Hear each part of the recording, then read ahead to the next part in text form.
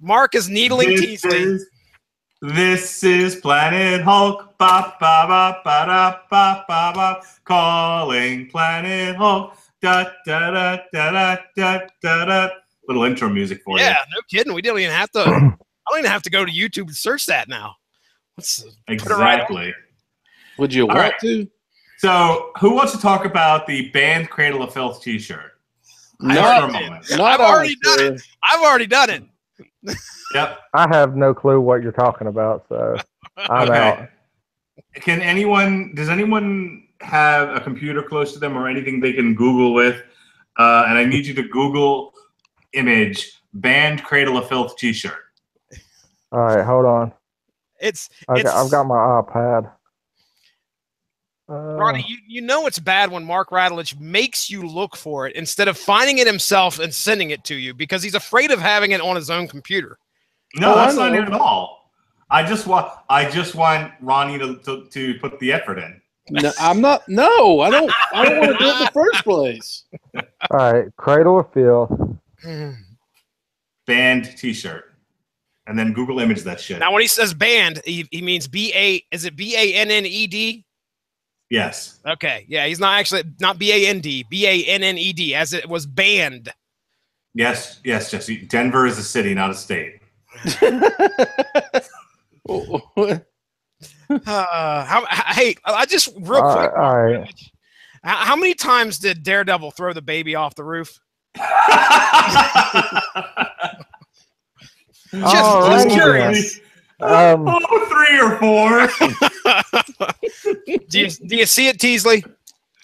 Wow. Yeah. All right. All right. I mean, that's offensive even in my standards. Oh my, we've offended Teasley. I mean, and if anybody knows me, knows my stance on the subject. But you know what's funny is, I mean, how do they even know Jesus? No. So has the Baptist looked it up yet? I want to know. Ronnie Adams. Ronnie, you know, Ronnie, if it offends me, then I'm advising you not to. Ronnie is speechless. Here's the thing, and I had so much more to say about that. Like, I don't know. I will tell you this. I should have said my piece on there. Go ahead. Anyone who knows me will know that I joke around a lot, but if you know me and you're my friend, don't look this up. This is like this is not joke, Ronnie. This is don't. Just don't do it. Just don't. This is. Oh, hold on, hey, Ronnie. Speaking of which, somebody wants to say hi to you. Okay, no, she's not going to say hi to you. She lit up. She lit up because she heard me say your name and she got all excited. We'll tell her I said hello anyway. I feel bad now. Ronnie seems sad. I'm sad that people would put this on a T-shirt, man. I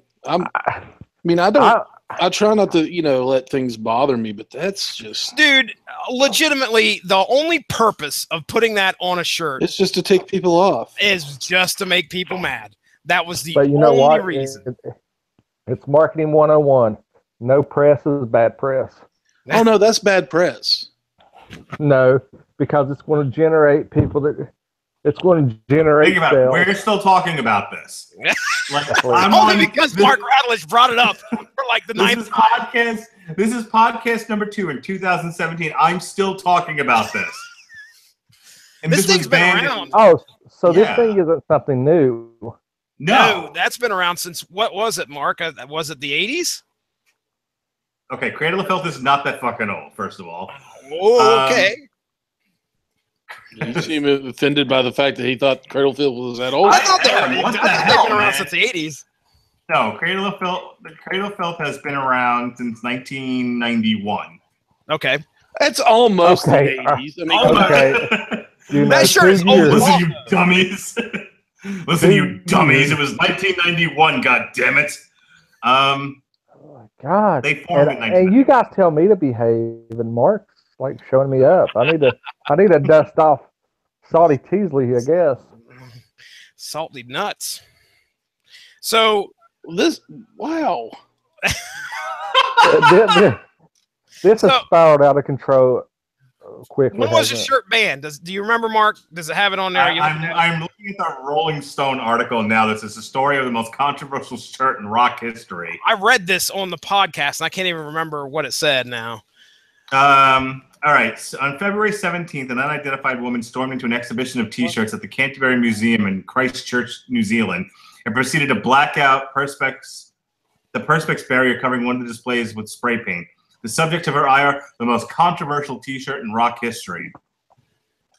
You don't want to know what we're talking Okay. about. Okay, so 2015 It's minus a band 22. t-shirt. It's the most band t-shirt. 22. You said most band 22? t-shirt in rock yeah, history. it's been 22 years since English extreme metal band Cradle of Filth first printed up their Okay, look it up. infamous. It's Can I- Cradle of Filth, band 93. CAN. I had to Okay. do math. So yeah, that was right after, shortly Wasn't thereafter. that Jerry? Again, Wasn't that Jerry Lynn's finisher? What he called it was the Cradle of Filth because it was a Oh, cradle I thought pile you driver. was talking about what was written on the shirt was his finisher. I was like, I would hope not. No, definitely not. I was like, wow, that takes this to a whole new level. Okay, so I just want to read this to you. As Cradle of Filth's popularity began to rise, so too did the popularity of the Jesus T-shirt. A 1999 Kerrang profile of the band estimated that more than 25,000 of the shirts had been sold in the 6 years since its introduction. wow. Because even their fans are like, that's just too far. Really? You don't think 25,000 is a lot? Not in 6 years. For a band called Cradle of Filth.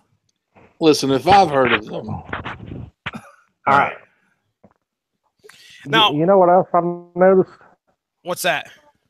This is my first podcast as a married guy. This is weird. Oh, Teasley. Wow, you changed your last name? congratulations. Yes, What? I did change my last name. Ronnie, It's now hyphenated. Ronnie, it also All right. is, do I need to apologize to you? Because No, it's not my intention to upset you. you even did. though- You didn't do it. Okay. Yeah, it's not my T-shirt. I'm just Right. obsessed with. He's just the one that wears it. Listen, I'm just obsessed. I'm just obsessed with this T-shirt, and I have to tell everyone about it, the thing including about it is like, It has it on back order. including The t-shirt is just on back order. the very religious women that I work with. I told every single one of them about this T-shirt with glee in my eyes. My gosh. the Yeah. thing about it, with me, I mean, yes, it's offensive, but there's no reason for apologies. I mean, even if they came up to say, "Do we need to apologize for a T-shirt?" which would never happen, I realize that.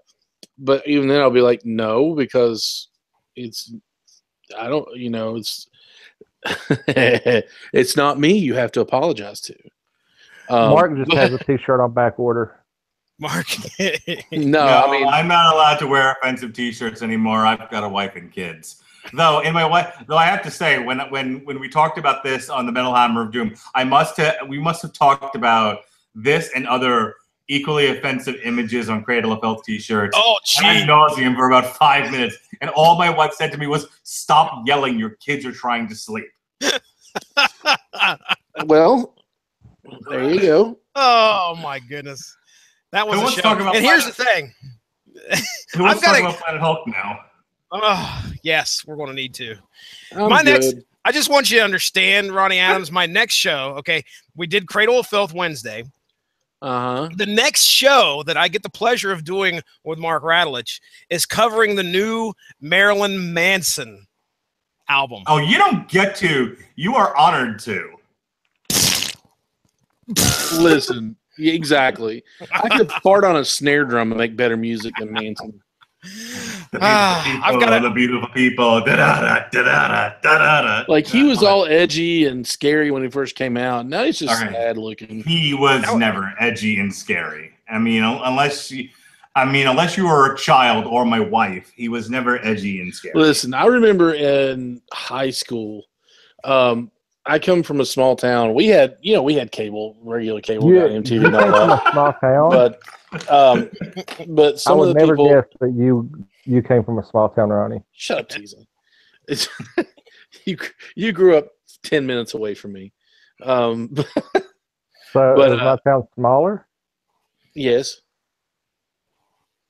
My town was a hub. Well, anyway, it was. Now it's dying. Anyway, so oh my God, nobody cares about fucking West Virginia. Move on. Hey. Shut up, Mark. Anyway, what I was trying to say before I keep getting interrupted was that some people didn't have the cable provider that everybody else had. They had to use some backwoods cable provider, and they didn't get MTV. So I would pop in a VCR tape and record all the good stuff came on at night. So I'd go to sleep and just let it record for 8 hours, and which I don't know, just use the same tape over and over and over. But I remember waking up at like 2 a.m. and for some reason and rolling over and seeing Sweet Dreams video. It was a little scary when you're half asleep and waking up and seeing Marilyn. Seeing Marilyn Manson riding a pig through a hallway wearing a pilgrim hat. But after that, I watched it and I was like, Tuesday night for me. Well, yeah, I mean, Damn it, Teasley beat me to it. and then I met Jason Teasley, and I was like, oh, hey, This is the way the world works. Okay. But no, I always thought he was a poser. Well, this will be the first time I've listened to a album by Marilyn Manson. So, yeah, I want to chalk that one off the old bucket list. Yeah, well, hey, that's on your bucket list. I do it for the network. Yeah, I hear you. Trust me. I do it for the network, the Radulich and Broadcasting Network, and that's the network we're on tonight. As I smoothly segue into the intro for this year, we are live. We are live. Source Material has showed up we've been on the air for a little bit now, and we've been talking about fun, interesting things. But now, what's sad is you're going to cut this whole intro out, including my singing Planet Hulk. I don't know. He thought up a daggone theme song for it. I mean, come on. Well, No. What I don't just straight cut things. I have a friend who does a podcast called Kapow, the Pop Cultured Podcast. And here's the thing. We had a discussion about editing. And I told him that, hey, I stuck in, if you guys had the opportunity to listen to our what was it, DC Hanna-Barbera episode, I threw in some smooth intros in there from classic cartoons. All right. Well, I made sure to let Cliff, our buddy over there from Kapow, know that I took some inspiration from him. And when he messaged me back, he said, yeah, that sounded great. He said, but I would have laid out a fat beat for Mark Radulich and rapping. Now, do you remember rapping, Mark? So I have a strange feeling I could probably hire the man, or at least sweet talk the guy into finding some music for that intro. And that might just be the intro we go with. Mark Radulich sings us into Source Material. Planet Hulk. Sing it for us, Mark. This is Planet Hulk. Da da da da da da da da. Calling Planet Hulk. Every time I do this, I dance a little bit in my chair. Ladies and gentlemen, welcome to Source Material. My name is Jesse Starcher. Tonight we are discussing a 14 issue. This is tied for the most issues that we have covered in one span on Source Material.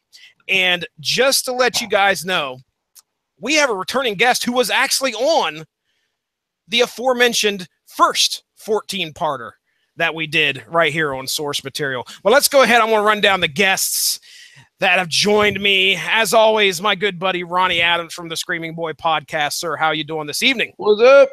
I'm doing well. How are you? Well, I'm ready to talk some Planet Hulk tonight.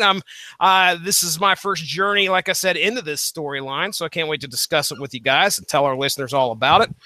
Mark Radulich bringing the tunes as always, and we're touching on one of your favorite superheroes in the Marvel Universe, the Incredible Hulk. Mark Radulich, you ready to talk about Planet Hulk? Yep, this has the dubious honor of being one of the few arcs I've read more than once. I had this on my Kindle. I went out and rebought it as a paper trade. Planet Hulk is a story arc that has somehow been inserted into the new Thor Ragnarok movie. That's why I suggested it to Jesse Starcher. So I'm excited to talk about this. It really, I mean, people seem to think that like if the Hulk was ever going to have his own solo movie again, like this should be what it is. And I tend to differ. I think there are some other Hulk storylines that you could make into movies like The Spy Who Smashed Me, as I told you guys about. Mm-hmm. But it is one of the most popular Hulk stories ever. It's beloved. I told somebody at work about it today, and even she, who is not a comic book person, was like, hell yeah, that sounds pretty cool. Awesome. All right. Well, returning guest, one of the men that got me into podcasting, his name is Jason Teasley. And Teasley, do you remember the 14-part story arc that me and you discussed a long, long time ago? How can I forget Maximum Carnage? It's my favorite story arc of all time. That's right. That's right. Me, you, and Benjamin J. Cologne. That's right. We sat down and discussed all about Venom, Carnage, Spider-Man, and that whole gang of Marvel superheroes that came together to try and thwart Carnage. That was a lot of fun. Are you ready to talk about Incredible Hulk, though, tonight? I'm about as prepared as anyone could be in an hour and a half. That's good. That's good. Well, the good thing is I don't have to do a whole lot tonight other than, read from my synopsis that I created. I'm putting that in quotes because I stole a lot. I don't know if you had the trade, Mark, but at the beginning of each issue, was this something that you collected in issues, Mark, or was this a trade that you picked up initially? You really are hurting my feelings because I don't feel like you listen when I talk. I listen to every word you say. I listen to every word. Oh, okay. Then you fail listening comprehension. I just said I had this in Kindle form, and then I just rebought the paper trade. Okay. So, but back in the day, because I know you've collected Hulk before. So back in 2006, you weren't picking this up off the shelf. No, I wasn't reading comics in 2006. Well then. All right. Well, now you are. And we get to talk about it. So, okay. This is, like I said, started in April of 2006, ran, I think, until June of 2007. Like I said, 14 parts. So I'm going to do the synopsis. I think we got Teasley coming in with the talking point at the end of the first synopsis. I'm going to basically talk about the first 4 issues. Teasley hops in, then I'll do the next 4 issues, and I believe it's Ronnie's turn, and then next 4 issues, Mark's turn, and then we'll talk about the 2-part ending. And we can rock it right through this because my synopsis shouldn't take too long. You guys ready? Yeah. Let's get it on. All right. Sure. All right, let's talk about the creative team first. All right, we got the writer, guy by the name of Greg Pak. I'm only Greg Pak or Pack, however you want to say it there. It's his brother too. Pooh Pack? No, Tupac. Oh, Tupac guy. I got it. Yeah. All right, so Greg Pak. All right, he's been in the comic book business for a little bit. 2006 was not too long after he actually got started. He was apparently writing for Marvel in 2004. Signed an exclusive deal with them in July of 2005. He's wrote titles such as Warlock, Iron Man, the aforementioned, and the aftermentioned Incredible Hulk. So he's got his hands. It's fun to read this as it is an early work of his. He did a tremendous job. And we have the artist on these issues, a guy by the name of Carlo Paglian. Okay, he's Filipino. He has not too much on the wiki for him. I'm just going to read there's like 2 sentences here. He began his career in the comics business with a 3-page sequential Dark Horse for Dark Horse Comics, written by Doug Petrie, to aid the victims of the 9/11 attacks. And as a tribute to the fallen World Trade Center Twin Towers, He has since had assignments from a few publishers, including Elektra and The Incredible Hulk. So it doesn't sound like he did a whole lot. As a matter of fact, his bibliography is pretty small when you look at it. So maybe they say he has a bachelor's degree in industrial engineering, so maybe he found a better job somewhere. You never know. But there you go. So there's our creative team coming in here to Planet Hulk. Now, Planet Hulk starts out. This is shortly after Civil War, isn't it, Ronnie? Is it after Civil War? No, it's before. Or is it during? Before? Before.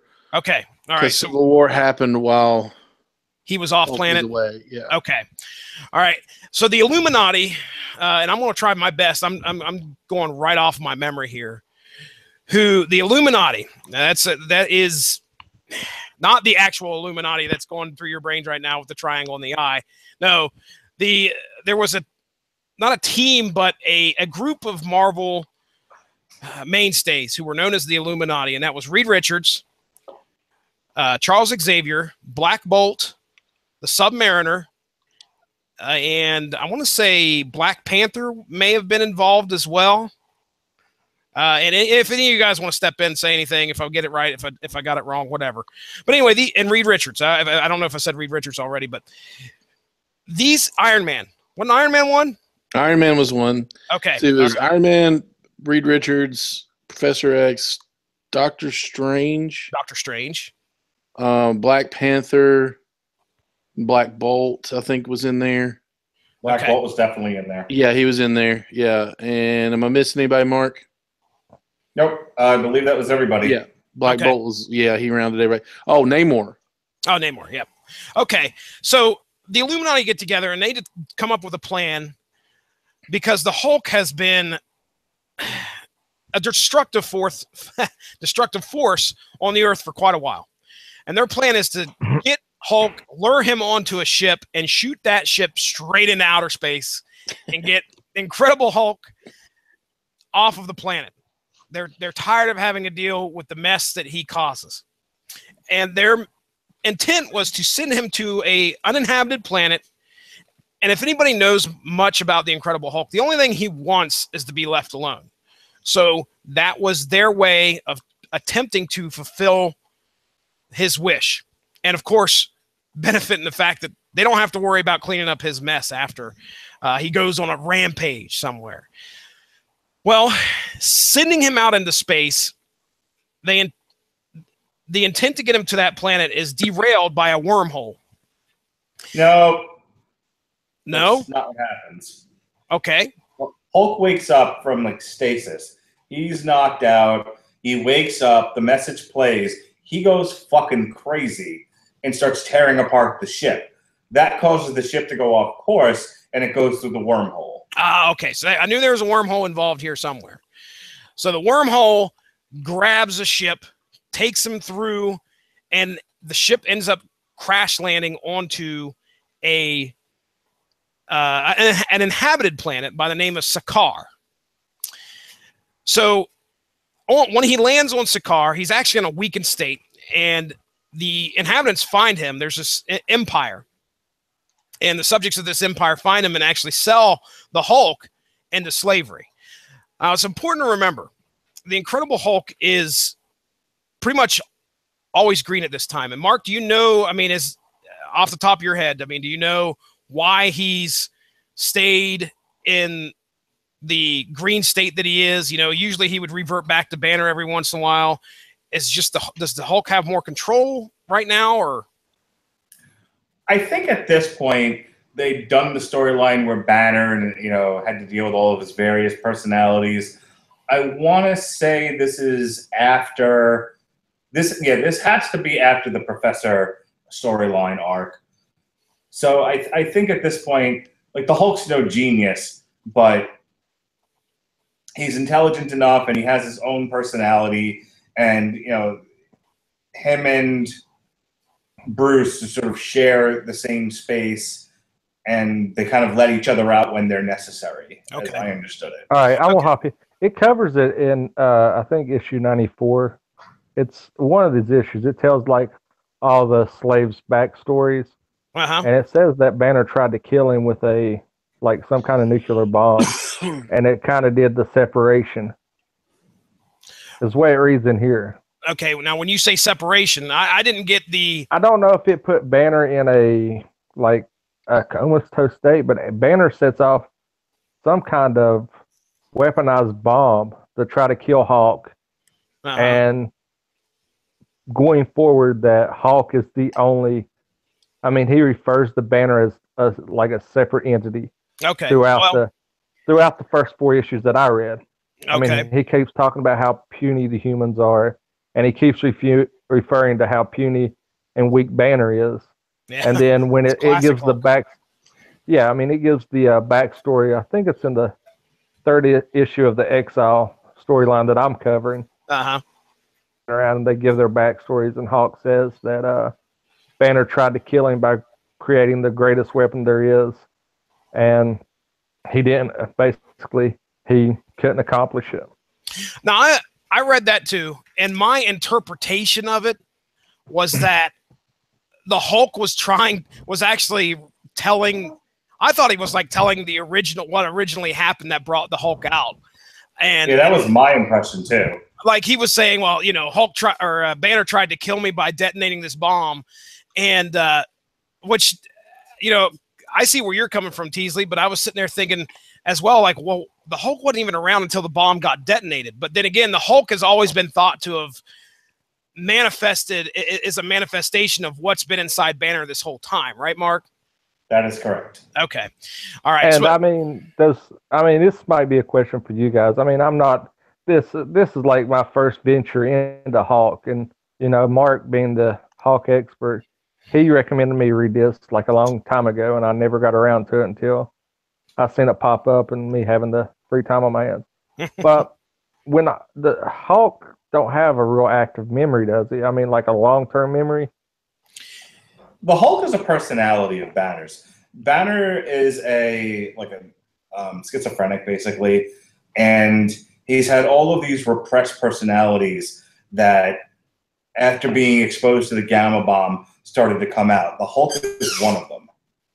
See, that's what I was thinking. So the bomb that it refers to in here, I mean, like, this is good because we have two different takes on how this was written, which is good because, I mean, it seems like the way I read it is from that point on, the Hulk was there, present, and seen the Banner tried to kill him, and it was pretty much it was the point that Banner went dormant to him. Okay. To be clear, origin. Without getting into all of like the various like personalities of Banner and all this other stuff, to move this forward, what you need to understand is the Hulk has been fairly intelligent for years now. He was able to participate in the Avengers and the Defenders, and he's gone to the Microverse. So this iteration of the Hulk, well, again, he's not the Professor, and he's not Doc Green, and he's not that dog in the background. He's still I want to kill intelligent. That dog, so. He's still intelligent enough to make his own decisions, and again, the Hulk kind of takes. What do you call it? In the new Ragnarok movie, I was reading an article where Mark Ruffalo said it was like, it used to be the Hulk and Banner both had their hands on the steering wheel, and now it's kind of like the Hulk keeps Banner in the trunk. Scary that's thought. That's kind of the way things are at the top of this story, because when initially he didn't get pushed into the ship. If you read the prelude to Planet Hulk, he was like in Vancouver, basically hiding out, trying to stay away from the world. Yeah. And they asked him to go up, and S.H.I.E.L.D. asked him to go up and do this mission in space. The Illuminati took that opportunity to ship him to to the far off reaches of space, off Earth, is what happened. So he was intelligent. The Hulk was intelligent enough to be able to complete a mission for shield. Okay. All right. So he's obviously got his wits about him. You know, what I'm used to is the green savage Hulk, which is not, he was just like you said, he has gradually gotten smarter as time goes on. And now at this point in time, as he's on this planet, the Hulk remains the Hulk. Okay. There's no sign of Banner throughout this story, except for one instance, which is it happens in the middle, but it's only for a brief second, if not just one panel. However, okay, the Hulk is now, like I said, in this weakened state. He's sold into slavery in order to compete in an arena for the entertainment against other slaves, all for the enjoyment of the Emperor, the Red King, and his people. Now, in order to keep him under control, the Emperor had him and other slaves implanted with what they call an obedience disc that shocks them into submission. Now, trial after trial, the Hulk survives and makes a few friends along the way. And I'm going to do my best to kind of describe who these friends are. We have Korg, who is this massive rock-like being, similar, I would say, to the size of the Hulk. Big dude, big dude. We have an alien being just called Brood, which if you are... I first heard of the Brood from the X-Men titles. Alien-like, I don't know. I don't know if they have wings. I can't remember if they have wings or not, but the big sharp teeth, scary looking, scaly, alien. We have a pink-skinned native by the name of Ski, a gray-skinned shadow warrior by the name of, I'm going to do this, I'm going to do my best here, Heroim. We also have a native by the name of Elo, who's in the arena with Hulk and them as well. And Hulk's first friend that he made during the arena battle, a four-armed bug-like creature. He's got 4 arms, I think, right? Mm-hmm. Yeah. Guy by the name of, I'm going to pronounce it as Meek. How's that? Are you guys going to call him Mike? Nope. Okay, we're going to call him I won't Meek. call him Mike. I want to be Of like course Mike. you would. I want to be like Mike. I'm gonna call him Jeff. Jeff. My name is Jeff. My name is Jeff. Oh, man. My son runs around doing that meme forever. All right, so anyway, yeah, Meek, 4-armed bug-like creature. Kind of reminds me of Jar Jar Binks, just a little bit more ferocious. Oh, so you mean he ruined the whole entire series? He didn't ruin the whole entire series. No, he did not. Jar Jar Binks is the most evil Sith Lord there is. Moving on. So in response to the fact that, the Red King that sees the Hulk, prevail, he institutes a new plan, and that's to put the Hulk and his band of warrior friends into servitude to entertain the Empire, again, by making the Hulk and the others face multiple threats over and over.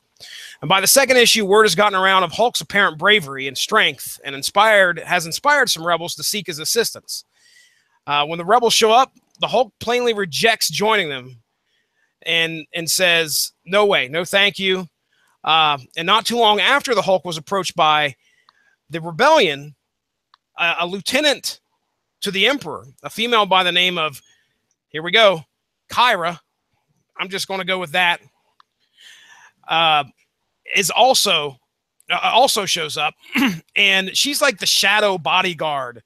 Not if you look at her and you look at Heroim, they're of the same species, I guess you would say. But anyway, she shows up and she's asking the Hulk for, look, come with us, work for the Empire. Don't be a slave anymore. And he's like, no, thank you. I've heard that before. She promises him peace. You can go out into the steppes, a place of peace, and nobody will bother you. And he's like, no, thanks. No, thanks. Obviously, her intent is to get the Hulk to go with them. That way there would be less dissent amongst the Empire's people. Now, without the Hulk's allegiance, the next arena battle was sabotaged by the Red King, who decided to drop a large-ass bomb right on top of them, along with, without regard for the people that were in the arena or the participants. And the Hulk was able to jump up, grab it, and detonate the bomb above the arena, seemingly sacrificing himself above the stadium, saving its people. Now, still alive, the Hulk is sort of enraged, but the Emperor's men are able to subdue him and his band of surviving warriors again.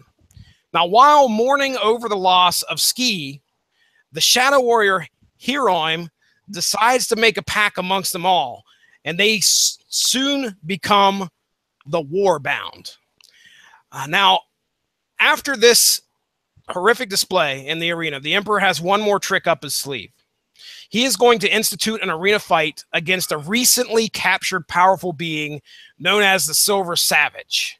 And we learn that this is in actuality the Silver Surfer. Now, during the ferocious battle that ends when the Silver Surfer is knocked unconscious, Silver Surfer's obedience disc is destroyed. Now, the stipulations of this battle were that if the Warbound beat the Silver Surfer, their freedom would be granted. However, a twist occurs, believe it or not, when Kyra shows up and states that their freedom will be granted provided they kill some traitors first. And they bring the traitors forth, and sure enough, one of those traitors is Ello, who was recently captured during the Rebel invasion. What a twist. What a twist! The Warbound refused. They're not going to kill one of their friends.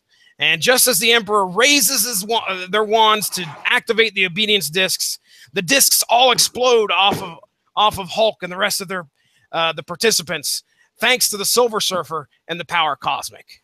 Now, being freed, the Warbound escape the arena and head to the woodlands outside of the town. After the fray, the Silver Surfer offers to take the Hulk back to Earth.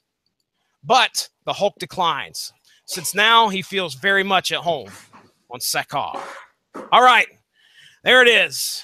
5-minute recap of the first 4 issues. Teasley, did you have something you liked? Did you have something you didn't like? Questions? What's your thoughts, man? Well, we'll start with I didn't have much to say about the first issue, except you get to see, like, toward the end when they're getting taken to the I guess it's the Gladiator training ground.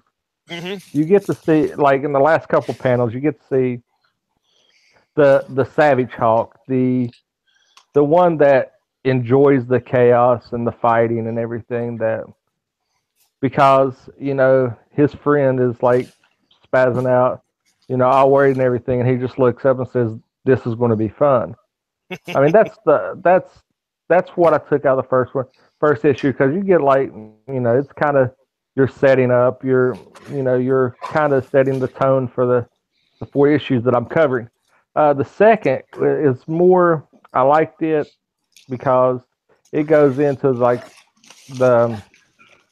you get to see the band of merry misfits that they become, kind of joining forces because they actually have to fight together, and, you know, none of them really want to be a team and kind of watch each other's back, and they know that eventually they're going to have to fight together, and then may have to turn on each other. Mm-hmm. What was great about the third issue, I think it was in the third issue, is on the links you sent me, it's got the throwback when they're giving all their backstories.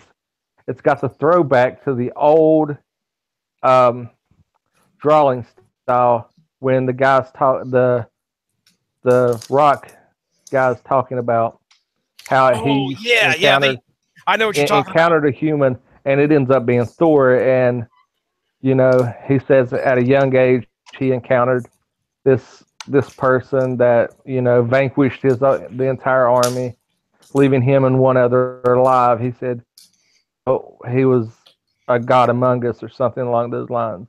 And it's Thor. Mm-hmm. And, you know, and I really liked. I love the background. I love the background that it gave in that issue. I mean, it showed the character depth, which you start getting a little sympathetic and a little bit more involved in the characters once you get those little backstories. I mean, because the first 2 issues, I was like, okay, this is going to be, they're setting something up to, you know, for these characters not to really be a force. They're going to have, you know, I was reading it because I went into it as a blank slate. So I was kind of following the narrative of, yeah, they're going to have to be together, but they're going to have to turn on each other too, just like they thought. Getting the feel for the backstory and caring about the characters, I kind of really liked. the fourth issue, well, the end of the third issue, I messaged you on this, Jesse. And the fourth issue, I was like, I mean, this is one of the first times in a long time that I have been genuinely shocked by something I'm reading in a comic book. And I messaged Jesse, I go, holy balls, it's the Silver Surfer. He's like, yep. He's like, yep, it is. And I was like, oh, okay. So that added a whole new layer to me reading it. Because like I said, I'm reading this for the first time. I mean, I have the DVD here, and I've never really took time to sit down and watch it. So reading it now, it makes me want to go watch the DVD, and I had that that childlike nostalgia back when I started first reading comics, and I look forward, as anybody has listened to me on here before knows that Maximum Carnage is what got me into becoming a comic book person, because I started reading it. And if you haven't, go back and listen to me, Jesse, and Benjamin Jake alone cover it in the archive. But it gave me the childlike nostalgia of, now I want to read the story, to continue reading the story, because I generally am interested in this. I'm invested in the characters. I'm invested in the storyline and everything. And these 4 issues help set that up. And it kind of took me a little bit by surprise how the Silver Surfer twist, and how the Hulk remembers meeting him for the first time, saying that, I seen you and I just wanted to grab you out of the air and beg you to take me away somewhere where I could be at peace. And the Silver Surfer says, well, I can do that now. And he goes, no, I kind of feel like I found where I need to be. Yeah. So it was a nice little twist, because, he told Silver Surfer upon their first encounter, he wanted to get away from everything. And Silver Surfer says, well, I know that now. I didn't know that then, but I know it now. So I can give you that peace now. And it's basically saying, I can give you everything you've ever wanted. And the betrayal that the Hulk has had with those same words, he's leery, and he's formed a bond with this band, the Misfits. Yeah. So that's what I liked about the first 4 issues. So real quick, Jesse, if you don't mind. No, go ahead. I just watched the Planet Hulk DVD, the Planet Hulk movie, and there are some stark differences between the Planet Hulk storyline and that. Not to, Meek plays a huge part of this. I guess we'll talk about that at some point tonight. The role Meek plays in both the development of the story, and he really has his own agenda throughout this. I mean, he's out to kill the pink skins, and that doesn't come into play at all during the movie. Mm-hmm. Yeah, it really does. His character is really minimized to the point where there was almost no point in having him there. It's the Planet Hulk movie. It's okay, but they cut out a lot of what makes the story interesting. I mean, they just kind of left it as Hulk shows up, Hulk fights, Hulk gets his freedom, Hulk turns on the Red King, Hulk kills the Red King, or the Red King ends up being killed by the Spikes. Hey, spoiler alert here. I haven't read it.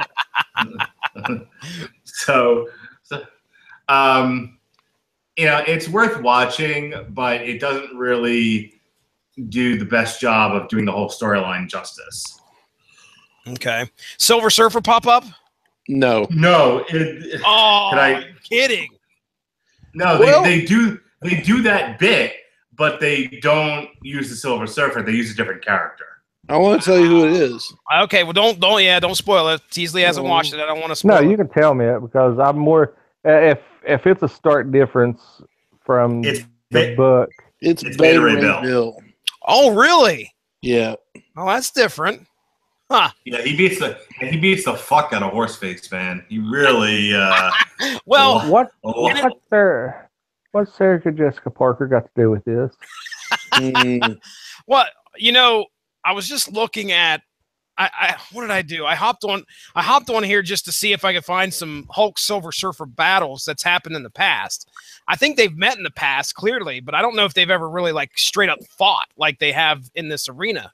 They were both in the Defender. Okay. Well, they were contemporaries in the Defenders. One of the, like the fourth hit down on Google is a post that completely says the Silver Surfer would absolutely annihilate the Hulk. And I think a lot of that has to do with the fact that he's got the power cosmic and all that. I don't know if that's maybe why they went. I doubt it. They probably just wanted to throw in some spice into the DVD or the movie itself. But, Hulk beating the crap out of the Silver Surfer, it was a good battle. Don't get me wrong. And I don't know if they make a point to say that anyone that comes through that wormhole is severely weakened. That's true. And it takes a while for them to regain their strength. And the Hulk, I think, regains his strength faster than others because he's the Hulk, and he happens to be able to regenerate and get stronger that much faster. All right, I got a question. Do you think this is right up Mark's alley? Okay. Do you think that they substituted Silver Surfer out of the animated movie simply due to licensing reasons? Yeah. Considering that where I Fox guarantee you they did. Yeah, that's what I'm saying. I mean, Fox owns the rights to Fantastic Four and Silver Surfer, so I mean, does it show? Here I go thinking it's not politics and fucking movie bullshit again. I keep forgetting about stuff like that. Does it show like Reed Richards and all that in the beginning of the movie? It shows like Iron Man.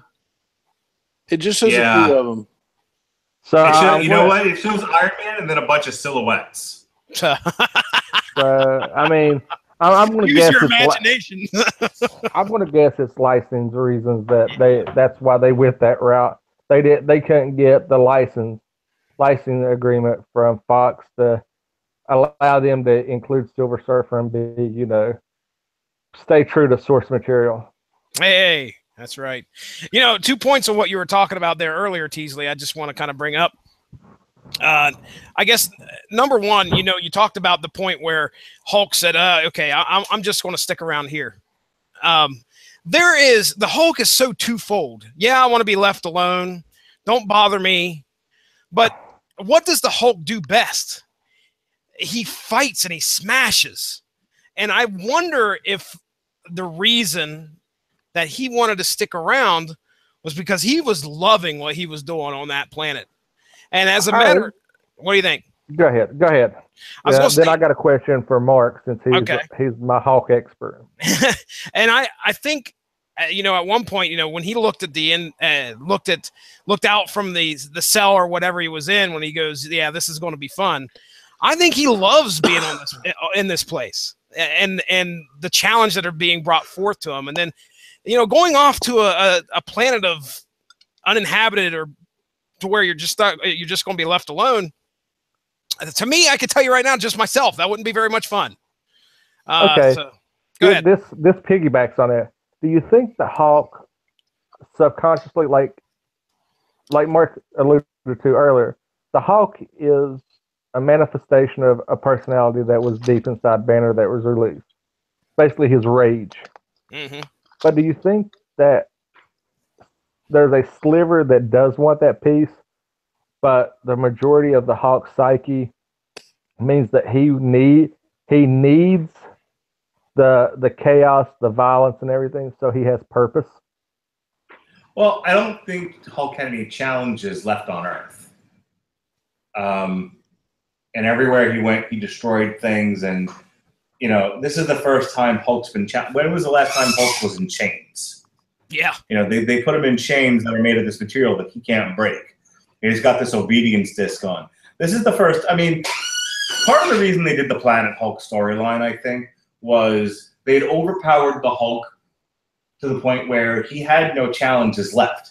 It was why they did like the Future Imperfect storyline and why they've, done different things with him up to this point, because it was like, what do you do with a monster who, can crack the planet in half, literally. So they put him on another planet, and they just got him off of Earth entirely, and they made it so that he could be challenged, and that, it's the old wrestling type. Everyone take a drink. It's the old wrestling thing. Your overpowered good guy doesn't sell tickets. He has to fight from underneath. You have to give him a challenge. Okay. So basically, Hulk needed a purpose, thus the chaos and war and the fighting.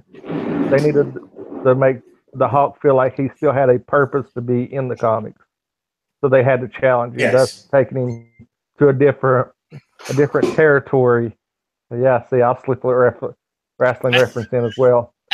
A different surroundings. Therefore, they can use, because in space you have a vast array of imagination to create creatures that can challenge the Hulk.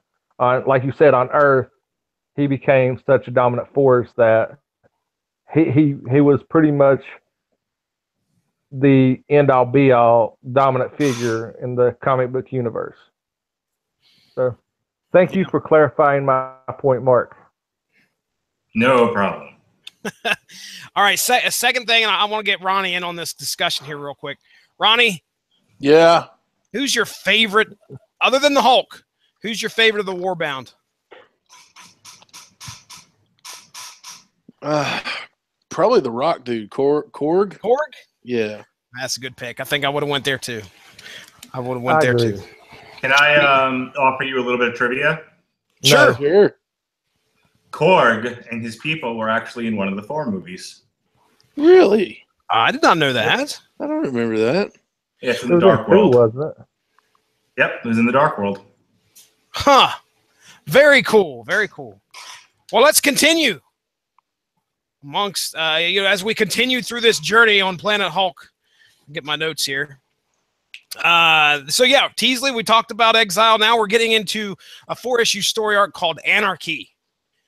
So during the Hulk's stay on Sakaar, so far there has been a telling of a legend by the name of the Sakaar Son, destined to save the planet, and also there's a legend of what they call the World Breaker, who is destined to destroy it. And it is believed that the Hulk may be one of those legends. Now, meanwhile, plants are actually growing. When I say plants, I'm talking about vines growing from the spilled blood left by the Hulk in the sands of the Great Arena. And slaves around are beginning to rejoice. Now, Meek, the four-armed bug of the Warbound, undergoes a transformation after revisiting a village that his hive and father were slaughtered at years before. The other members of the Hulk's crew advise Meek to let the old crimes go in order to try and form new allies against the Empire. However, Meek demands justice and engages in battle with the village headman. Meek even cuts off one of his own arms to get the upper hand, but he could not deliver the death blow and allows the headman to live.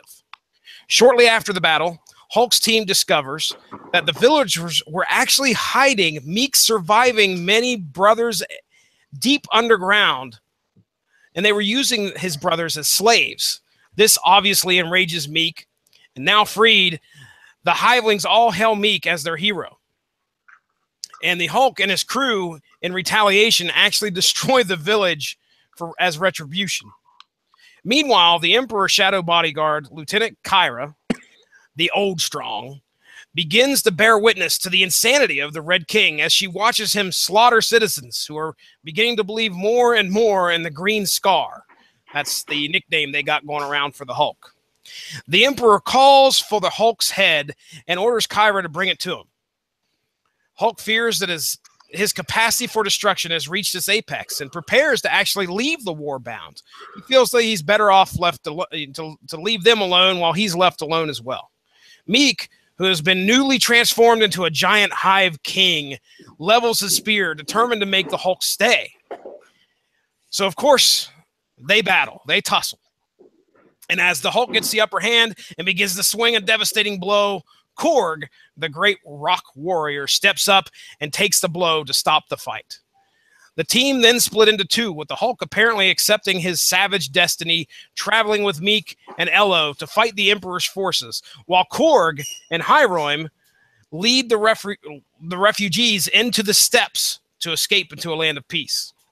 Back on Imperial territory, Kyra catches up with the Hulk, and a great battle ensues. Kyra wielded her earth-shattering old powers, and their clash sent earthquakes as far as the steppes, but their final confrontation was interrupted by the arrival of a horrifying enemy from the past, known as the Spikes. And that's where we leave Anarchy. And Ronnie Adams, man, stuff's starting to hit the fan. Kyra and the Hulk getting it on, not in the way we expect here toward the end, but we're talking about it here right now. They're getting into fisticuffs. Yep. So what's your thoughts here, man?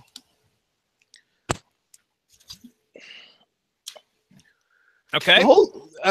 Good job. Hold on. Patience. I'm getting there.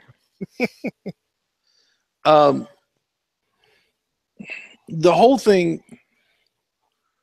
the whole time, one thought was the only thing I could think of, during, the whole Gladiator thing was, do you like Gladiator movies, Joey? You ever seen a grown man naked? But it's interesting to the main thing that I want to point out is the similarities between this and Spartacus. Okay. Because he rises up and becomes a hero to these people, when all he wants to do is just live, and there's really no reason for him to be there. He's imprisoned wrongly and has to stay there, and that's what caught my whole attention beforehand, was the fact that there was so many correlations to the story of Spartacus in this. So far, I mean, through the whole thing, the whole book, the first part of it and this has kept me truly intrigued. So I've enjoyed I enjoyed reading it. I enjoyed going back through it and everything. So I don't have much to say other than that. What do you think of the Spikes, dude? You want to do your best to kind of describe what the Spikes are? It's like that's a hard one because it's almost like a virus, a plant that just worked its way into its host. What's a parasite?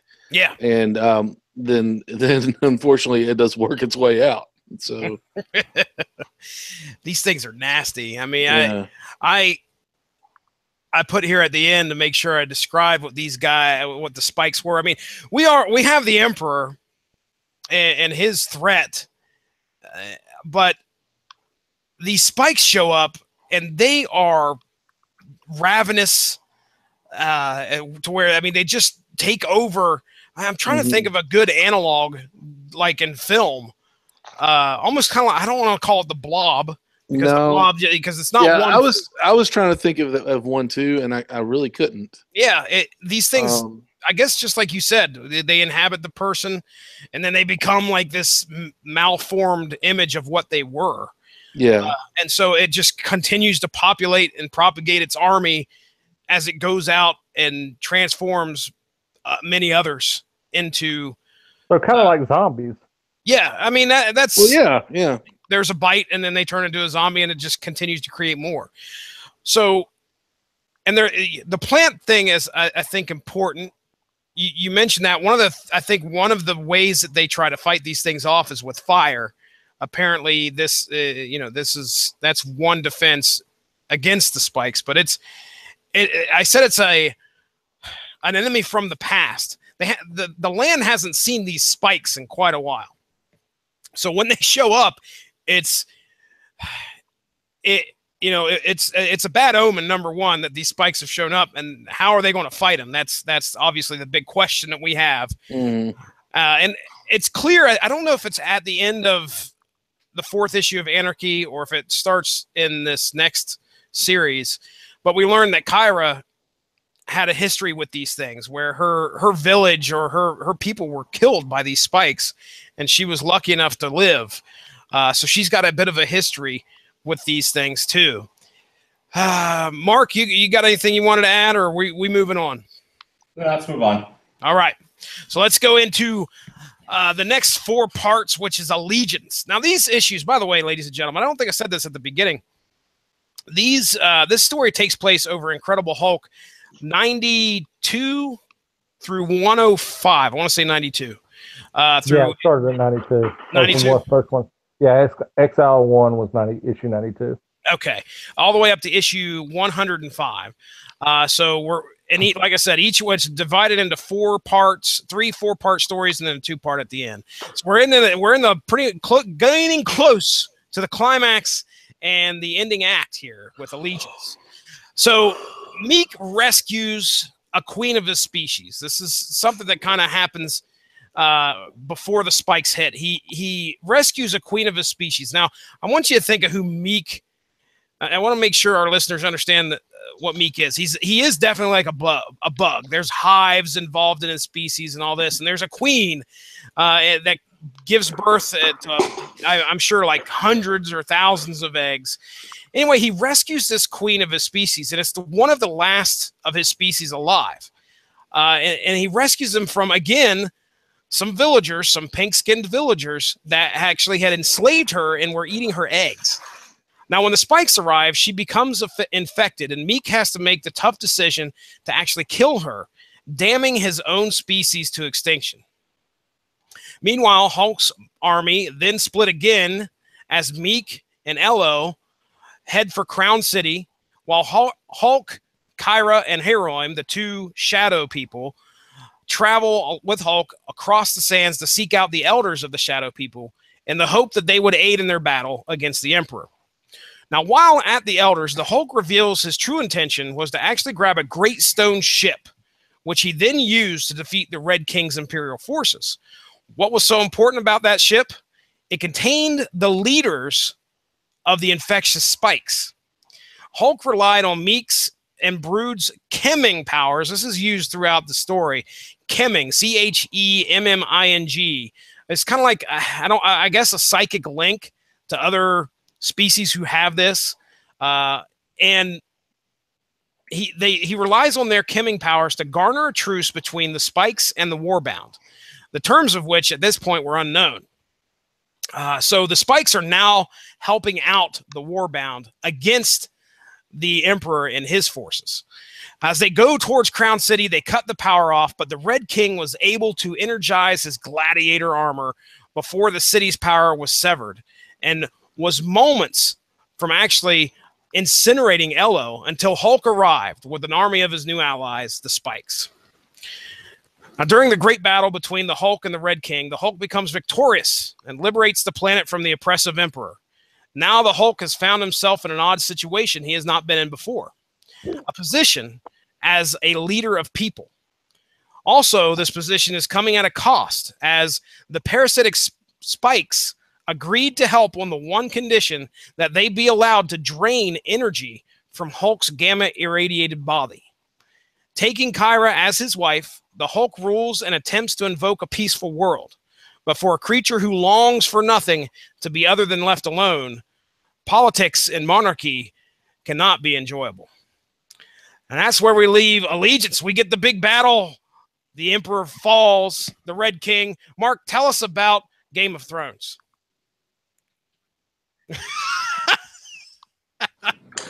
He's about to tell us.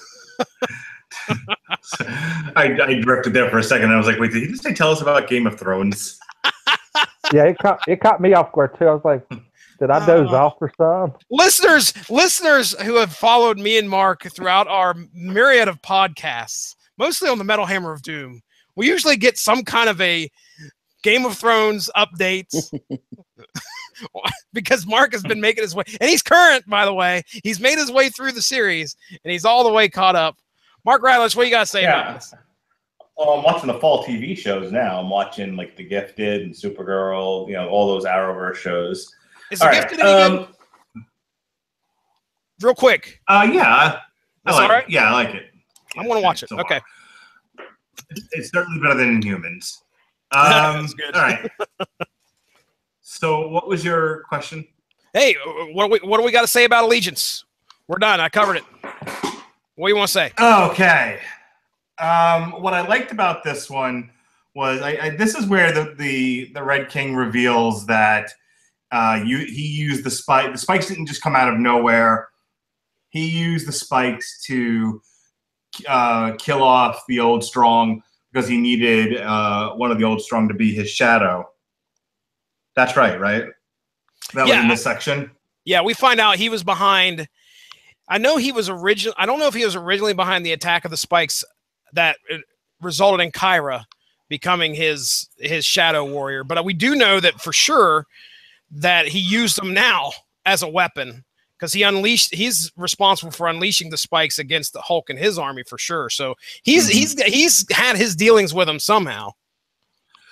Either way, it results in people just wanting to follow, more people wanting to follow the Hulk. It results in people seeing the Hulk as the Sakaarson because, the spikes kill you with one touch, and he's able to absorb all of these spikes, and he has stuff growing out of him. He just rips it off, and, he gets burned is what happens. Oh, yeah, dude. When he was infected, I was like, oh, man, how is he going to get past this?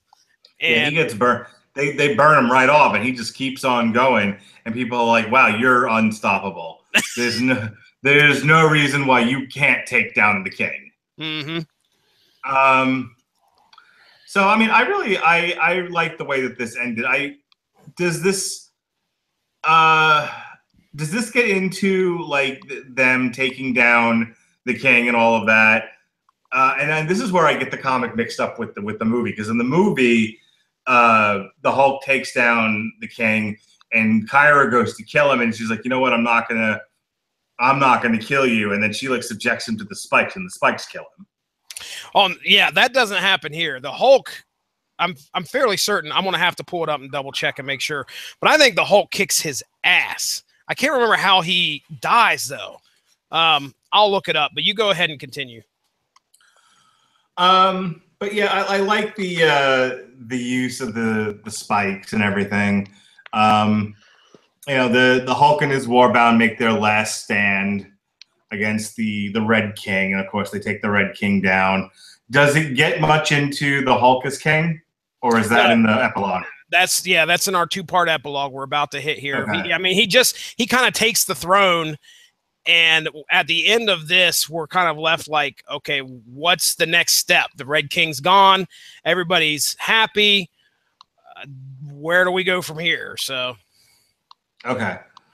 That's really all I have to say about it. I mean, I remember thinking as I read it, and that's kind of why I wanted to talk about the next 2 parts as well, because that's more of what stuck with me. Mm-hmm. Was this idea of Hulk was finally home. He, there's been a few times in the Hulk's career, like when he was in the Microverse with Jarella, where he had the love of his life, and he wasn't on the run anymore, and he wasn't being hunted, and he finally found his place, only to have it taken from him. And you get when he becomes the king of Sakaar. You're relieved for the Hulk, which I liked, and then of course nothing ever good lasts forever with the Hulk. Yeah, I'm going through the comic. Go ahead, Ronnie. As far as tragedy goes, a tragic character, he's right up there with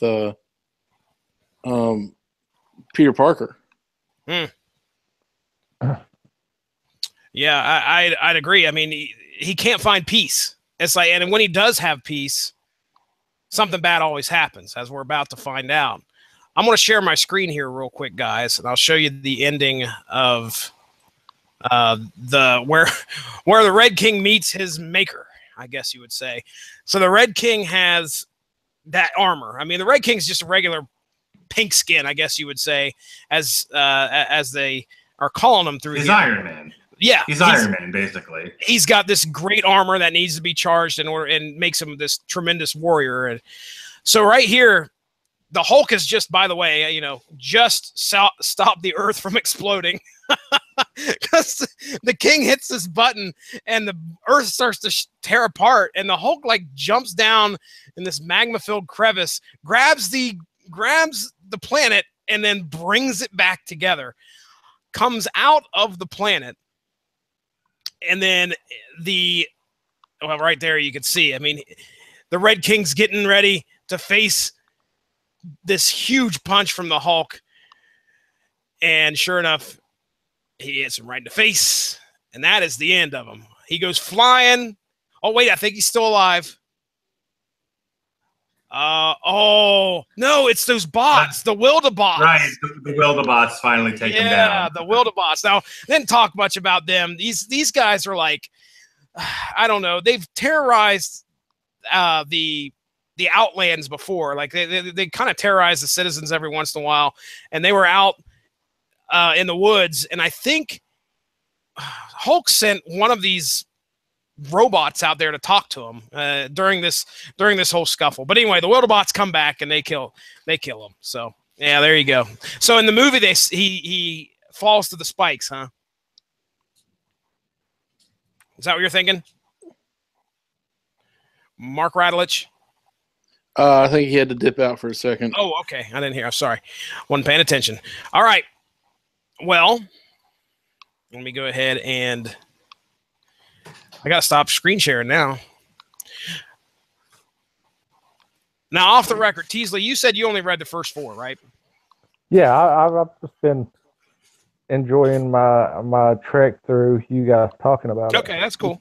I knew you just read the first. I know you said I told you to read the first 4, but I didn't know if you made it past that. So I only do what I'm told now.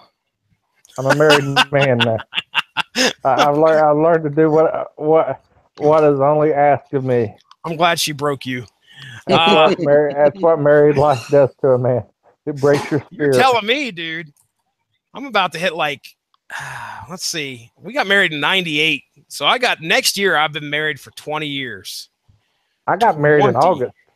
Well, 20 years, my friend. Like I said, I got married in August. And Talk to me when it's 2037. Well, I'm like, I'm married 8 years. 8 years? Starcher.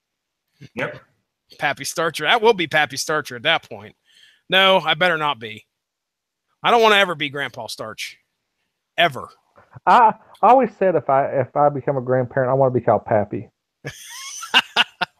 Just for the record. Oh, Pappy Starch. When I become older, not like Pappy, I'm a young spry person now, I want to be called Pappy J. Pappy J. I just don't want to wear pants. Mark, you don't wear pants now. I'm currently wearing pants, I'll have you know. It's too hot down in Florida for that shit. I don't understand how you even wear pants in Florida. I'm wearing my wrinkled uniform. Oh, yeah. You go to bed with it on, wake up, do that. Go to bed with your uniform on and wake up tomorrow and go walk right into work. And tell her you slept in your uniform just for her. You act like I've never done that.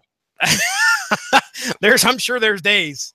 I mean, there was a time that I was working almost 140 hours every 2 weeks. I remember those days, dude. Trying to put. You don't understand. I have to sleep buck naked, Ronnie Adams. Buck naked. Come on. Why do you hate me? I'm sure I'm going to have nightmares tonight. Oh man. All right, let's get in here. Let's finish this up.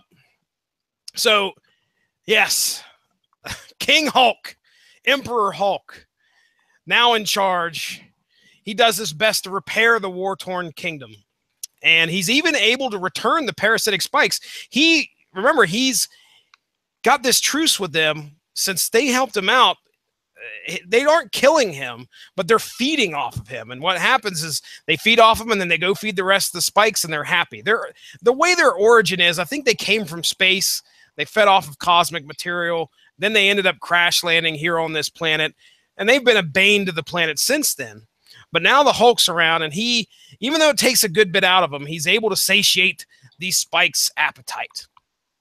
Now he's developed a plan, and he's able to actually send these spikes into outer space where they came from.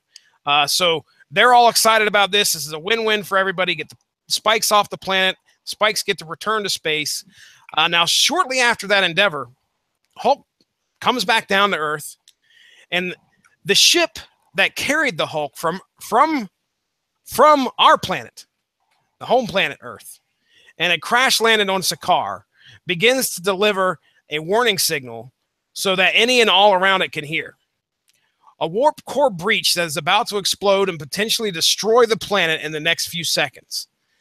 Luckily, the Hulk is able to get there and launch the ship into the sky, but it explodes seconds after leaving his hands, leveling the city, killing thousands, including his wife, Kyra, who dies in his arms. With a baby in her belly. Now, oh, that's right, because they do Spoiler mention. alert. I forgot, because He is Prego. she looks right at him and says something about she was with child or something. So yeah, Hulk watches his family die in his arms. So the powerful I am not on tonight. Must have been something I said. Oh. The powerful explosion. In fact, the powerful explosion, begins to rip the planet apart. Magma, lava, boiling hot magma start to spew forth from the crevices. Magma. Sorry. Sharks with lasers on them.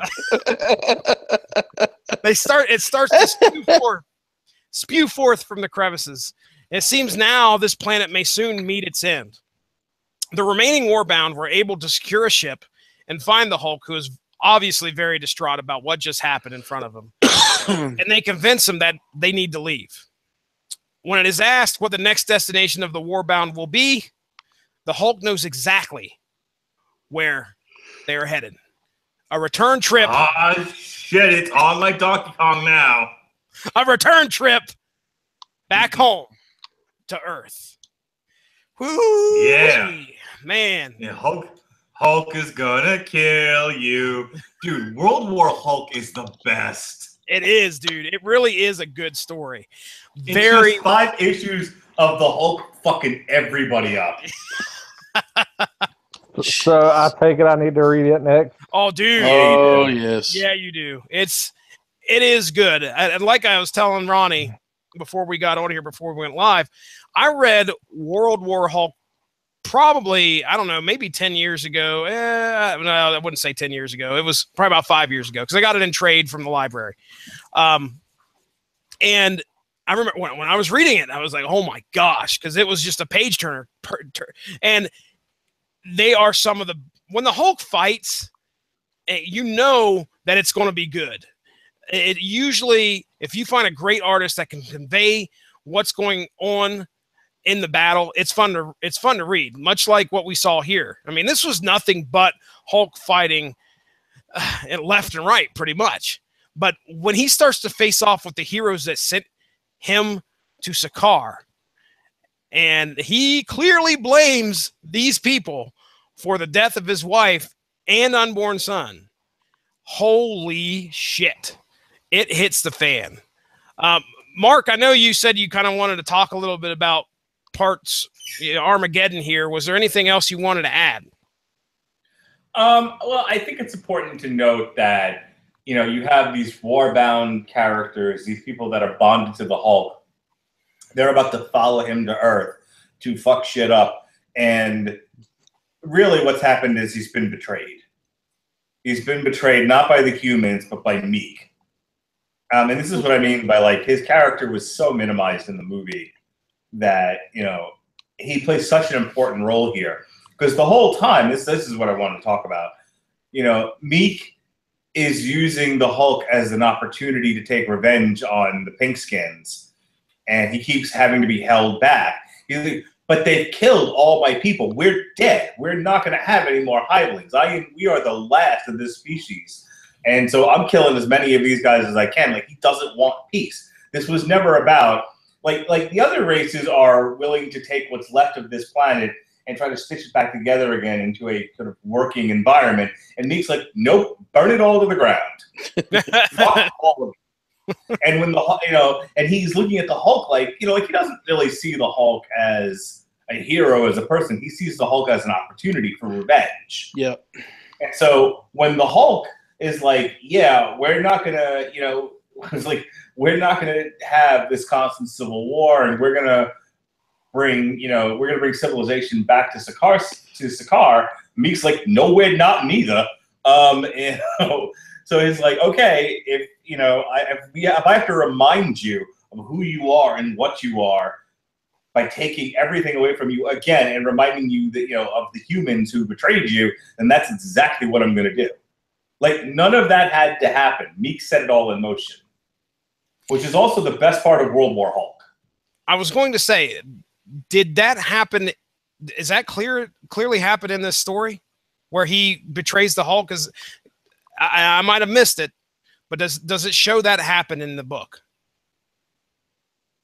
I thought it did, but I might be thinking of World War Hulk when he reveals? Jason. Yeah, when he reveals himself to have betrayed the Hulk. Okay. All right. The Hulk goes fucking crazy. Yes. Yeah, it's in World War. Yeah. Okay, because I remember there was one spot in the book where Meek and Brood, I think, end up in that ship, but I didn't catch anything going on that seemed hinky, because shortly thereafter they're at the Hulk's side. But I was trying to read this as best as I could and pay attention to exactly what was going on and read everything. But again, it happens to me all the time. I may miss something that's completely obvious. But anyway, okay. So anything else there, Mark Radulich? Go read World War Hulk. Ronnie Adams, what'd you think when you went back through this again? We just covered it here. What's your final thoughts? I love it. Being a big fan of World War Hulk, this setup, you got to read this to set it up. Yeah, and it's a phenomenal story as far as it's got everything. It's got love, it's got betrayal, it's got action, it's got Hulk smash. I mean, you can't really ask for anything more. It finally, like I said, he's just a tragic character that all he wants is just to be left alone. He finally found a place that he could be happy. He found a woman, another woman that's taken away from him all too soon, to love. And they just, people won't leave him alone. They won't let him be happy. He just wants peace, when it's all said and done. I was really confused as to putting Hulk in the position of being a king and being an emperor. I'm like, the last thing that this guy wants is people bothering him. Can I take what do you call it? Take what you want. Let me take issue with that because the Hulk wants to be left alone because people keep going after him and like shooting him with tanks. But really what the Hulk wants is to be loved. The Hulk wants to be accepted. The Hulk, the love of Hulk's life is Betty Banner and Betty Ross, and all he ever wanted to do is be with her, and people kept coming between them, namely her dad. When he was in the Microverse, all he wanted was to be with Jarella, and that was taken from him. So it isn't so much that he wants to be left alone, it's that he wants people to stop fucking shooling at him. Well, I mean, what more can you ask than that? Leave him alone, quit shooting at him. But he doesn't necessarily want to be he doesn't want to be lonely alone. Yeah. He wants to be left alone. He wants them to stop picking at him. All they're doing is poking the bear. But okay. Are you going to try and tell me that a position of emperor or king is the right spot for someone like the Hulk? Absolutely, All- because he's going to all- rule with an iron fist, and they're not going to bother him anyway. Negative. All the Hulk needs is a good queen. Right. No way, dude. And I'll tell you why. I will tell you why. Yeah, he'll rule with an iron fist, but the man will go berserk at the first hint of betrayal. Oh, stop it. Yeah, okay. Well, that's evident because he gets on a spaceship and goes to declare war on Earth. So good point there. But I think in the little bits that he got to be king, he was showing himself to be a wise and proper king. But there was that moment where he had Kyra by his side, and he looked at her and he said, "Let's just go. Let's leave." Yeah, he's afraid, dude. For the majority of Hulk and Banner's existence, they've been hunted. Yeah. Nothing good has ever happened to them. And so he's like, you know what? Someone's going to pull the rug, and he ended up being right. Someone's going to pull the rug out from under us. Let's just get out of here. And she's like, no, it's going to be fine. And it might have been, except Meek's a fucker, and they should have killed him in the arena. Mm-hmm. Yeah. Well, Jason Teasley. Hey. Are you going to, you've got to sit through and hear us talk about Planet Hulk, a little bit about World War Hulk. You said this is your first real dive into reading a story about the Hulk. I mean, you're familiar with the character, but have you ever read anything else about? No, I mean, my knowledge of the Hulk, straight correlation of whatever Mark Radlish tells me. Okay. I mean, from the comic book side, I mean, I am familiar, but me and Mark have talked in the past about Hulk story arcs, and he's gave me recommendations to read, such as Planet Hulk, World War Hulk, and everything. The Spy Who Smashed Me. Well, that just sounds like some cheap porno that was made in the 80s. But anyway, we won't go into that. That sounds like a porn parody of Austin Powers. We won't go into that. Means we won't go into that. The Spy Who Smashed Me is phenomenal. And it's also a porn parody of Austin Powers. But anyway. But I mean, I'm more familiar with the crossovers that Hulk's showed up in, but the extension of my honest comic book knowledge of the Hulk came in conversations with you guys and primarily Mark. Okay, all right. So Mark, where would you rate Planet Hulk? If you want to give us a top 10 or top 5, where would you rate Planet Hulk in your Hulk stories that you really enjoy? Oh, it's like the top 2 or 3.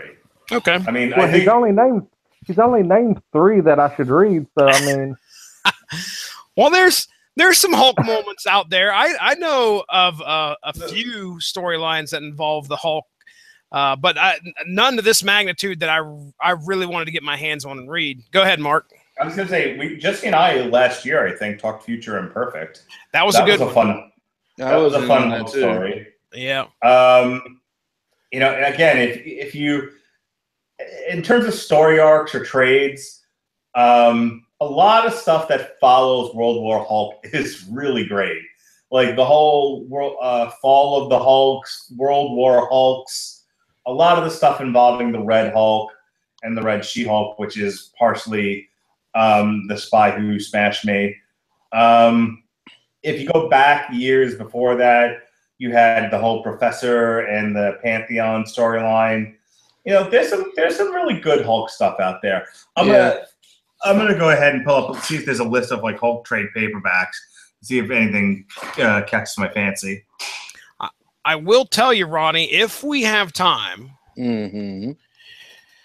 there is a What If featuring Planet Hulk, where I think the Hulk dies instead of Kyra.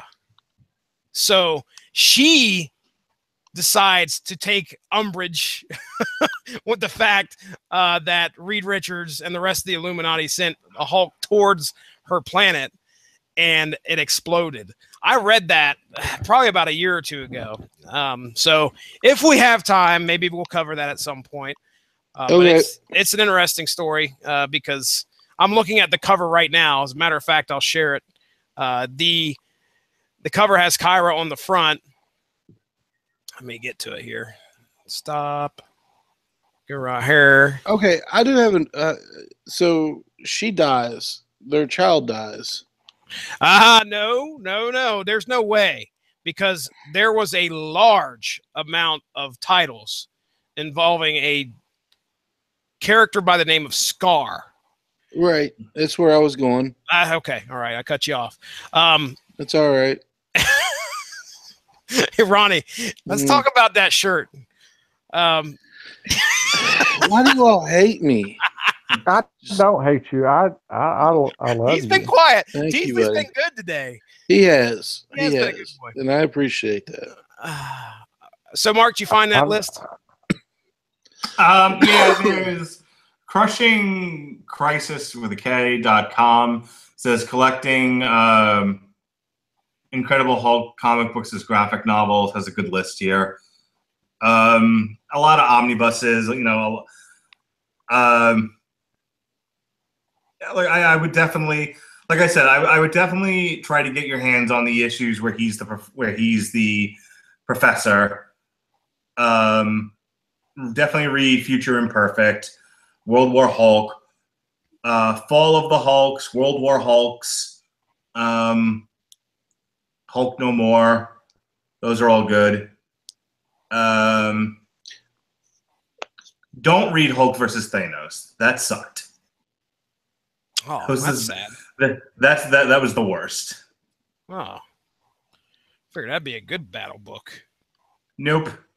That Negative. That that had Annihilus in it, and it might as well have been. It was more about like Hulk versus Annihilus than it was Thanos.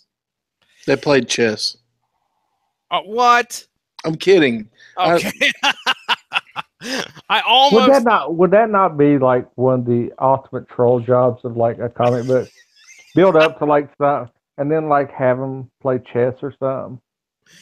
Oh man, and I'll tell you, I'm looking at World War Hulk right now, and I remember this was John Romita Jr. art, Mhm. if I remember correctly. So, oh, man, I'm looking. There's some nice looking stuff here. Yeah, well, that's next on the agenda at some point, Mark Radulich. We got to do World War Hulk.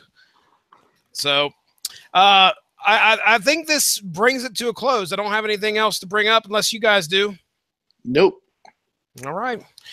Not too bad. 14 issues in an hour and a half. When me and Teasley and Benjamin J. Cologne did Maximum Carnage, and I think it was almost 5 or 6. Hours. Yeah. It But, was of course- insane. We did it in two installments. Yeah, but you also got to look. You got me and Benjamin. Benjamin, the huge Spider-Man fan. And I was Mhm. the huge Carnage fan. We went into a lot of tangents, that rabbit holes and stuff Oh yeah. that we kind of avoided tonight. Well, that's good. We did good here. So let's go ahead. We'll get into plugs. Teasley, I mean, are you doing anything here? I haven't seen you visible on social media for a while, at least post any podcasts or anything, but maybe it's something Well, I've missed. Well, I mean, I'm currently sitting in my oversized recliner, watching football, and that's pretty much the only thing I get done anymore because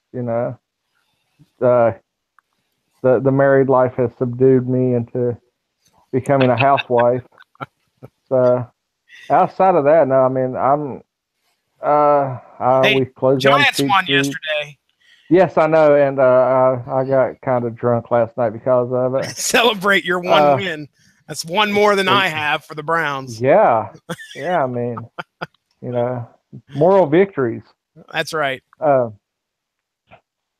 But anyway, I mean, I'll pop up on Twitter every now and then and chime in on something one of you guys posts, but that's pretty much the extent of my social media these days. I'm kind of getting burnt out on it because anytime you log into Facebook and everything, as It's sad. a post that I made earlier can attest, everything turns political, and I tend to piss people off. So I know it's such a surprise me upsetting Surprise. someone. Surprise. I mean, but All right. I mean, outside of that, I mean, I follow you guys and chime in every so often. wonder if, I keep telling the wife about the epic Mel Brooks discussion that she is still not listened to. No. And she said, she keeps asking me, she's like, well, what happened? I said, you just got to listen to it. You have to listen to it. She thinks like Ronnie's the best thing since sliced bread. And because I am.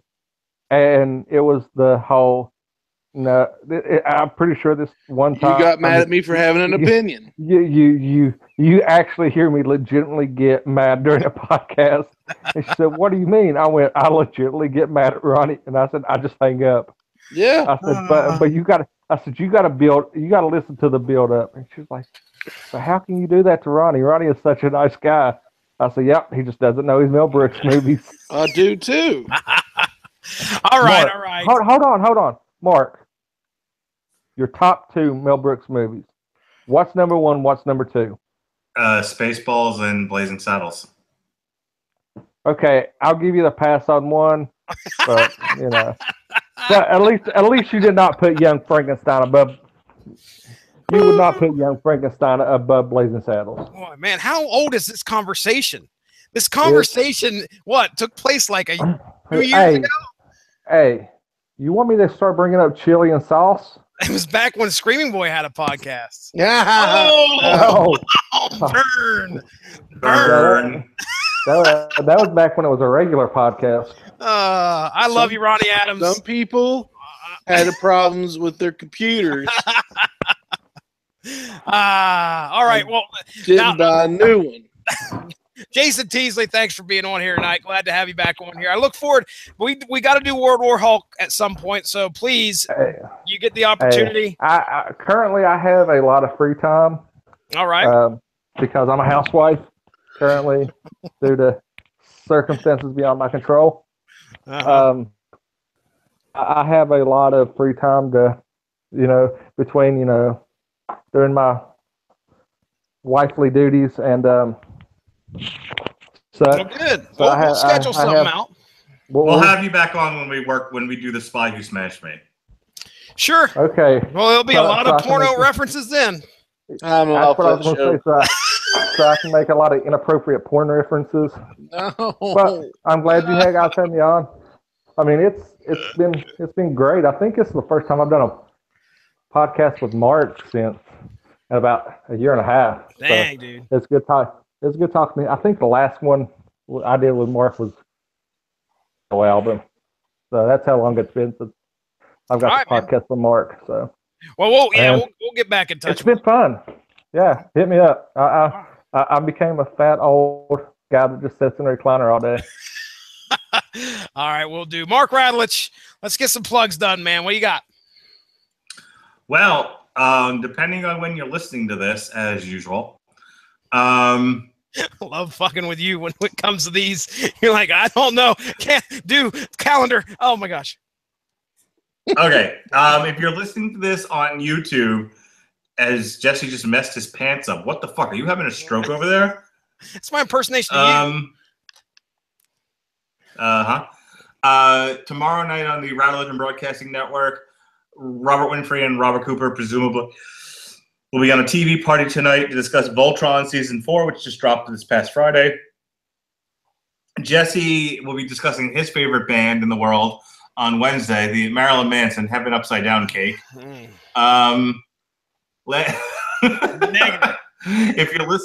If you're listening to this on the Radulich Broadcasting Network, then this Tuesday is Damn You Hollywood Geostorm, Robert Winfrey's favorite movie of this year. Yeah.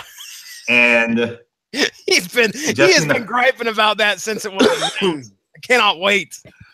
Yep. On the Metal Hammer of Doom, we'll be discussing the new Stray from the Path. Presumably, we'll be doing an on trial for Halloween 3 Season of the Witch. Our last one for Blade Runner, we didn't do it on Thursday. We tried to do it on Saturday, and then something went kaflooey on Sean's side, and he couldn't dial into the show. So technical difficulties were had. Yeah, give him a rough time about it.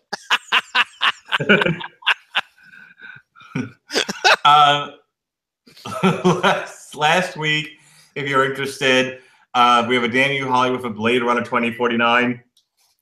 And Jesse and I discussed the aforementioned Cradle of Filth and Ronnie's favorite T-shirt that has the back that says... No, don't say it. That's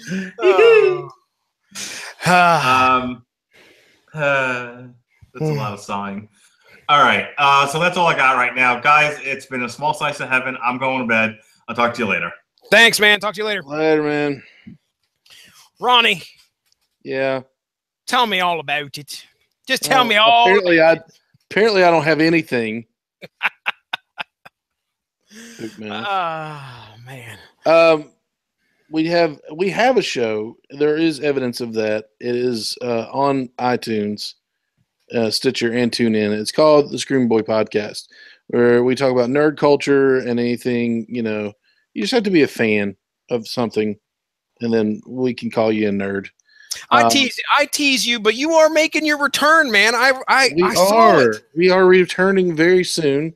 We're planning the show out, and as you know, we're going to be planning the show out. But the big thing is, depending on when you listen to this, we'll just give you dates. October the 21st and 22nd, I will be in Fayetteville, North Carolina, representing the Scream Boy Podcast. And where I'm representing him at the show at will be the Fayetteville Comic-Con. I had the pleasure of going to the Greensboro Comic-Con, the very first one in Greensboro, and was a part of a trivia contest called Nerd Slam. And circumstances pointed out to where I should have won the round I was in, but did not. So therefore, they gave me a second chance. Not a second chance, but they gave me a what's it called? A compilation prize or whatever it's called. Yeah, a consolation prize. Constellation prize. Compilation is when a couple of people work on something How together. about a constellation? Or different works together. Constellation stars, my friend. They gave me a weekend pass to the Fayetteville Comic-Con. So I will be representing us there, and that will be a lot of fun. And then November the 11th and 12th, I do believe, is the 11th, 10th and 11th, 10th through the 12th. I'm sorry, it's a 3-day affair. I will be in Durham, North Carolina, at the North Carolina Comic-Con. And so it's a 3-day event. Where there will be, a lot of things going on. They have a gala at Saturday night, which you can go and cosplay or whatever, but it's basically a big club kind of atmosphere, dance party kind of thing. They're showing older movies all weekend, such as Blade, Terminator, Adventures in Babysitting, Godzilla vs. King Kong, and a few others that I can't remember right now, but I'm really excited about watching Godzilla versus King Kong with like-minded people. And then one of the most interesting things that's going on is that Rob Liefeld will be there. Yeah. Meeting people and signing autographs, I suppose. I do want to get his infamous picture of Captain America printed off, so see if he will sign it for me. The one where Captain America has a chest that you could set a dinner plate on. Oh, jeez. He probably won't, and I will probably be removed forcibly from the con, but it'll be worth it. And at the Fayetteville Comic-Con, I will have a chance to meet Sam Jones, who played Flash Gordon in Flash Gordon in the 80s, and Lou Ferrigno. So that would be very cool. Yeah. Speaking of the Incredible Hulk. Right. So that we've got some cool stuff going on there. So the entire time I'm at the Fayetteville Con and the North Carolina Comic Con, I will be doing live updates from the Screaming Boy, either Instagram or Facebook page. So keep an eye on, it will probably be Facebook Live. So keep an eye on us on social media. I will be tweeting and letting people know where we're coming from as far as that goes, live updates. It's going to be a lot of fun. Shortly after that, or before that, we will have definitely after Fayetteville, definitely before the Durham Con, we will be having our comeback show, and that will be out very soon. So we've got some big things planned for the old Screaming Boy podcast. Awesome. I look forward to it, dude. Again, thank you for coming on here and enduring Always, man. Mark Radulich giving you a hard time and me just You hopping know, right on the back, doing the same thing. you know how that goes. Me and Justin Thomas tried to do a commentary on Friday the 13th, part 1, this past Friday, on Friday the 13th. Yeah. Okay. Now, here's the thing. Which I tweeted out from the show and put on Instagram that it was Friday the 13th, near Halloween. And if Jason Voorhees wasn't a part of your day, then you were very wrong. So you guys went to the next level. We did, as a matter of fact. It's amazing. We watched. It was so funny. This is how it went down. I watched that movie for the first time in my entire life. So I'd never seen part 1 ever. Wow. Right? Okay. Yeah, dude. I've never seen Friday the 13th part 1 ever. Now I know all about the twist ending, and I know all about What a twist. What a twist. I know a good portion of the movie just because of pop culture itself. Sure. But it was so funny because I reached out to Justin and I said, "Hey, you want to do a podcast tonight?" He's like, "Sure. What are we going to do it on?" I said, "Well, how do you feel about doing a commentary?" Well, no, it didn't even get that far. I said, "What are you doing right now?" And he says, "I'm about ready to watch Friday the 13th, part 2. And I said, "Do you want to do a commentary on part 1? And he goes, "You mean watch the same thing I just got done watching again?"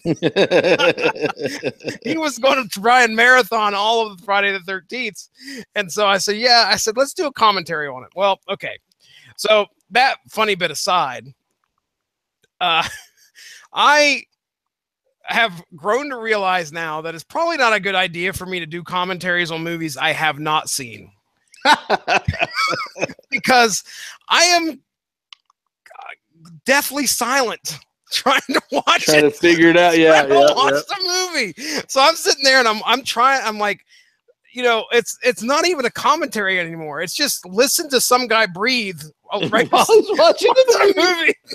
So me and Justin, we cut up throughout the movie, but I mean, still, every once in a while, aside from getting warnings from Google that I'm streaming content that I'm not authorized to stream, I would be like, "Okay, Justin, what's going on here?" And I mean, I don't know if that's going to air fully on the Radulich and Broadcasting Network. I will tell you this much, though. I think I may try something different and do what I'm going to term right now as a condensed commentary. Okay. Where, maybe 45 minutes. That's what I'm going to try and cap it at. 45 minutes, and you can just listen to me and Justin cut up about the movie as we watch it. So it's going to be kind of like we'll be talking a little bit about the movie, and then at some point we went off on ponchos. Everybody in that whole damn movie wore ponchos, and they all had different color ponchos. So that became a large discussion. Like, what are you doing with your poncho? Pick your poncho up. Don't put your poncho on the floor. Obviously, you're going to die. You don't have a poncho on. It got goofy like that. So I can't sit here and say that I'm extremely proud of that commentary. But I will tell you that at some point, I'm going to edit the crap out of it, and we're going to have what I'm going to call condensed commentary hit the airwaves. We'll see how it goes. It may fall flat on its face. I don't care. But it's going to get out there. So anyway, we did that on the 13th. You can go back in the archives, check out any of the old source materials. We're at over like 100. We're encroaching on 140 here pretty soon. Nice. It's going to be happening. But yeah, I'm not really going to plug much else. You find me here on the Radulich and Broadcasting Network, usually on the Metal Hammer of Doom. Did I tell you, Ronnie, that my wife, I opened a Metal Hammer of Doom with this one night. Okay. So it's Wednesday night. My wife, says, "What you got a podcast tonight?" And the snide remark way that she does usually because she's jealous. But I said, "Yes, I do have a podcast tonight. I have a podcast every Wednesday night." She goes, "What? Well, why every Wednesday?" I said, "I'm on the Metal Hammer of Doom every Wednesday night." You don't even know me. And I said, "I've been doing this for the past year and a half. Every Wednesday, I go down to the computer and send it to the computer. And not only that, but I share the show that I'm a part of. She gets notifications on her phone that say, Right. yeah, I'm going to be part of a podcast." And she looks at me and she goes, "What, you're a Metal Hammer of Doom guy now?" I've been that for a year. A year. Well, anyway, you'll have that. Just like Teasley's got a rude awakening coming. If he hasn't already woke up now, he got married. She's going to forget about you before long. She won't even know what you're doing every Wednesday night when you go down to the basement. She'll have no idea. All right. So anyway, yeah, I'm part of the Rattler Broadcasting Network. You can hear me right here on Source Material. You can hear me on Metal Hammer of Doom usually every Wednesday, and then Screaming Boy. Every once in a while I'll pop up on there. I'm usually welcome over there. So. But other than that, I don't know if there's much else you can catch me on unless I'm making guest appearances, like on Kapow, the Pop Culture Podcast. I've been over there a couple times. I think that's about it. I don't know if I've been on any other podcasts here in a while. But, ladies and gentlemen, you can follow me at Stiznarkey. I'm ready to go to bed. You ready to go to bed, Ronnie? Yeah. All right, sure. I'm at Stiznarkey on Twitter. You can follow the Source Material Podcast Twitter at SourceMattCast. Ladies and gentlemen, let's get out of here. Have a good one.